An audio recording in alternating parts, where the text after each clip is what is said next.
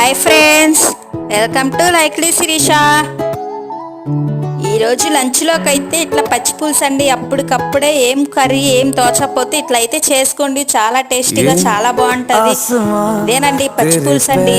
First అయితే ఒక పావు గంట సేపు అయితే చింతపండును అయితే నానబెట్టుకోవాలి. అందులోకి ఆనియన్స్ పచ్చిమిర్చి అయితే సన్నగా కట్ చేసుకొని అందులో అయితే వేసుకోవాలి. దానికి తగినంత సాల్ట్ వేసుకోవాలి. తర్వాత దాన్ని కొంచెం తిరగమాత పెట్టుకొని దాంట్లో బెల్లం కూడా వేసుకోవాలండి. కొంచెం ఉండాలంటే బెల్లం కూడా వేసుకోవాలి.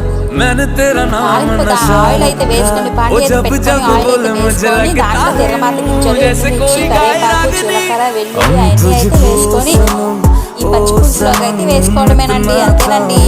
మీరు ఎలా చేస్తారో ఎందుకు కామెంట్ చేయండి. ప్లీజ్ సబ్స్క్రైబ్, ప్లీజ్ సపోర్ట్ చేయండి, సబ్స్క్రైబ్ చేయండి. Bye bye.